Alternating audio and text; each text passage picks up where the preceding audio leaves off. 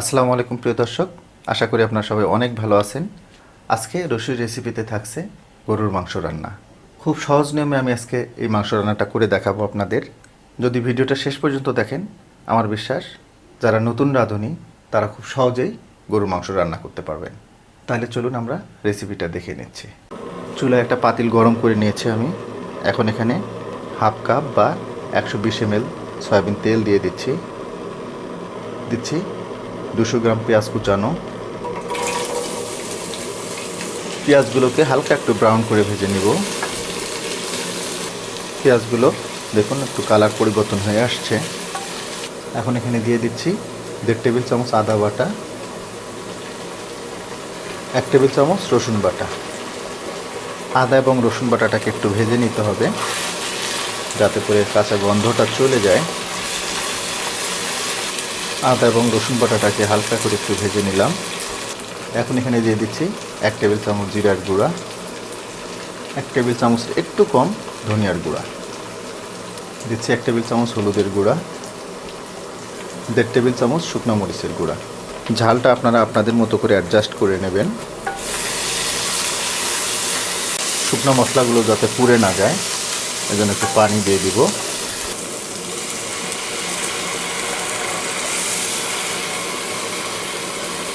এক কাপ মতো পানি দিয়ে দিলাম আমি। দিচ্ছি পরিমাণ মতো লবণ।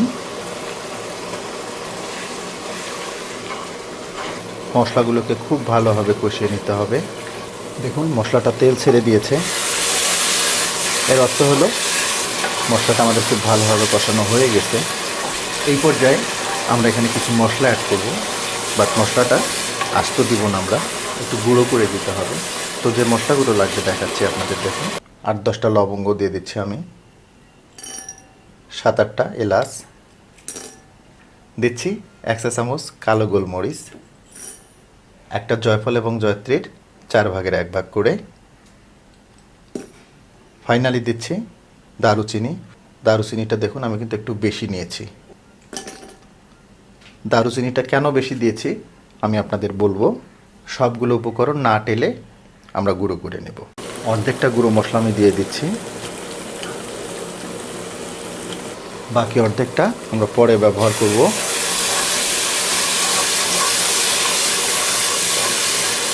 এখন মাংসটা দিয়ে দিচ্ছি। এখানে 2 কেজি মাংস আছে।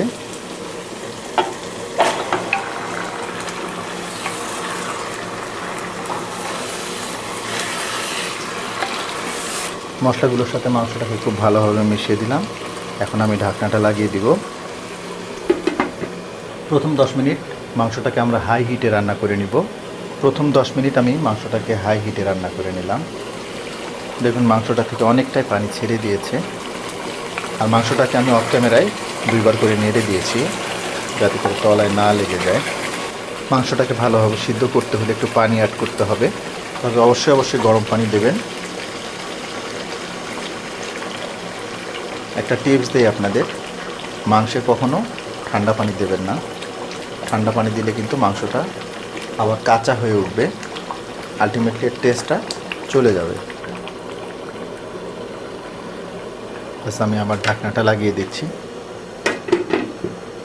আর চুলার তাপটাকে এই পর্যায়ে মিডিয়ামে রাখবো। মিডিয়াম হিটে মাংসটাকে স্ট্রেট 20 মিনিট আমরা রান্না করে নেব। মিডিয়াম হিটে মাংসটাকে 20 মিনিট আমি রান্না করে নিলাম। দেখুন মাংসটার কালারটা দেখে বুঝতেছেন যেটা কতটা টেস্টফুল হবে। এই পর্যায়ে সেই অবশিষ্ট গুঁড়া মশলাটা আমরা দিয়ে দিব। রান্নার শেষের দিকে গুঁড়া মশলাটা দিলে ফ্লেভারটা খুব চমৎকার আসে।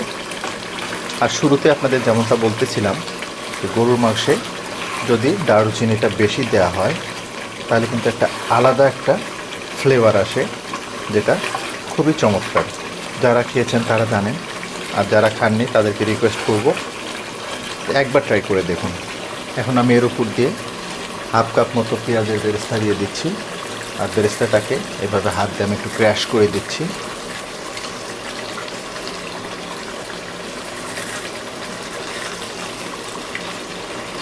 আর একবার একটু নেড়ে দিব। চেষ্টা করবেন এই পেঁয়াজের বেরেস্তাটা দিতে, তাতে করে মাংসটায় খুব সুন্দর একটা ফ্লেভার আসবে, সেই সাথে স্বাদটাও অনেক গুণ বেড়ে যাবে। মাংস রান্নাটা আমাদের অলমোস্ট ডান। ঢাকনাটা লাগিয়ে দিব আর চুলার তাপটাকে একদম লো করে দিব আমি। আর একদম লো হিটে মাংসটাকে 5 মিনিট আমি দমে রাখবো। একদম লো হিটে মাংসটাকে আমি 5 মিনিট দমে দেওয়ার পরে ফিরলাম। এইবার দেখুন এর অরিজিনাল কালার, অরিজিনাল টেক্সচার দেখুন, খুব সুন্দরভাবে তেলটা ছেড়ে দিয়েছে। এরকম ভুনা মাংস সাথে পোলাও, ভাত কিংবা খিচুড়ি, জাস্ট একবার গেস করে দেখুন খাওয়াটা কোন লেভেলের হবে। তো একটু পরিবেশন করে দেখাচ্ছি আপনাদের। দেখুন একদম পারফেক্ট গরু ভুনা। গ্রেভিটা দেখুন, একদম পারফেক্ট গ্রেভি। এবার দেখুন ফাইনাল স্টেটটা, দেখে বুঝতেছেন এটা কতটা লোভনীয় হয়েছে। তো আশা করব এই রেসিপিটা আপনাদের অনেক ভালো লাগবে, আর ভালো লাগলে আমার সার্থকতা। আপনি যদি আমার চ্যানেলে নতুন হয়ে থাকেন তাহলে রিকোয়েস্ট করব আমার চ্যানেলটাকে সাবস্ক্রাইব করার জন্য, সেই সাথে লাইক, শেয়ার এবং কমেন্ট করার জন্য। তো প্রিয় দর্শক, আজকে এ পর্যন্তই। আবার নতুন কোনো রেসিপি নিয়ে আপনাদের সামনে আসবো। সে পর্যন্ত সবাই অনেক ভালো থাকবেন, সুস্থ থাকবেন, নিরাপদ থাকবেন। আল্লাহ হাফেজ।